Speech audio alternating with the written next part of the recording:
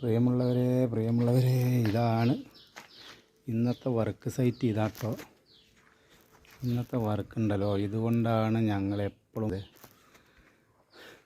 അടുപ്പിൻ്റെ പണിക്കാരെ കൊണ്ട് അടുപ്പുണ്ടാക്കിക്കണം, അടുപ്പിൻ്റെ പണി അറിയാത്ത ആളുകളെ കൊണ്ട് അടുപ്പുണ്ടാക്കിക്കരുത് എന്ന് പറയുന്നത്. ഇവിടെ ഇതാ ചിമ്മനിക്കൂട് ഈ വീടിൻ്റെ ഫ്രണ്ടിലാണ് വന്നിട്ടുള്ളത്. അവർ സൈഡിലേക്ക് കുഴൽ വെച്ചതാണ്. ഏതോ ഒരു ടീം കുഴൽ സൈഡിലേക്ക് വന്ന് ഫിറ്റ് ചെയ്ത് പോയി. അത് തീ കത്തണില്ലല്ലോ, അത് അവരാകെ കുടുങ്ങി. അതുകൊണ്ട് അങ്ങനെയാണ് നമ്മുടെ കയ്യിലെത്തിയത്. ആ സാധനം ഇതാ പൊളിച്ച് കുഴലിൻ്റെ വെച്ച ഭാഗമാണിത്. അത് മൊത്തം പൊളിച്ച് കളഞ്ഞ് ഞങ്ങൾ കോൺക്രീറ്റ് ചെയ്ത് മുകളിൽ സ്ലാബൊക്കെ അവിടെ അടച്ചു കൊടുത്ത് ഇവിടെയൊക്കെ തേച്ച്.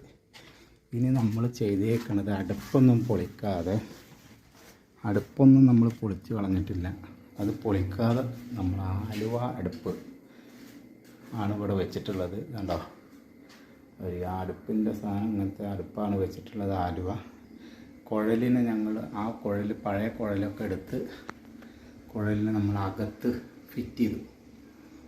ഇത് കൂടുതൽ ലോങ്ങിലേക്ക് കുഴലിൻ്റെ വെച്ച് കൊടുത്തു കഴിഞ്ഞാൽ ഇത് തീ കത്തൂല. അപ്പോൾ അതാ അവിടെയൊക്കെ ചുമരൊക്കെ തുളച്ച് ഭിത്തി തുളച്ച് ഇവിടുന്ന് അങ്ങോട്ട് സെറ്റപ്പ് ചെയ്ത് വെച്ച് കൊടുത്തിട്ടുണ്ട്. ഗ്രാനൈറ്റൊക്കെ ഇട്ട അടുപ്പാണിത് കംപ്ലീറ്റ്. അവിടെയൊക്കെ പൊളിക്കേണ്ടി വന്നു.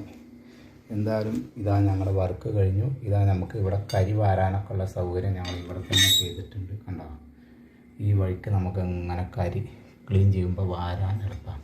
പിന്നെ നമ്മളിതാ ഈ സാധനം കൊണ്ട് ഇവിടെ അടച്ച് വെക്കുക. അതിനുള്ള അടപ്പൊക്കെ ഉണ്ട്. ഇതാ നമ്മുടെ അഡ്രസ്സും കാര്യങ്ങളൊക്കെ അവിടെ വെച്ചിട്ടുണ്ട്. അപ്പോൾ ഇനി ഇതുകൊണ്ടാണ് അടുപ്പ് പണിയുമ്പോൾ പണിക്കാരെ കൊണ്ട് മാത്രം ചെയ്യിക്കണം. അടുപ്പ് സെറ്റ് ചെയ്യാൻ ഇതിൻ്റെ മെത്തേഡ് കറക്റ്റ് അറിയുന്ന ആളുകളല്ലെങ്കിൽ ഇതുപോലൊക്കെയുള്ള പ്രശ്നങ്ങളുണ്ടാവും.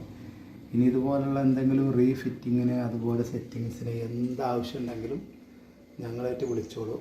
ഞങ്ങളുടെ നമ്പർ കാര്യങ്ങളും ഇതിൽ കൊടുക്കുന്നുണ്ട്. നിങ്ങൾക്ക് ആവശ്യമുണ്ടെങ്കിൽ വിളിക്കാം.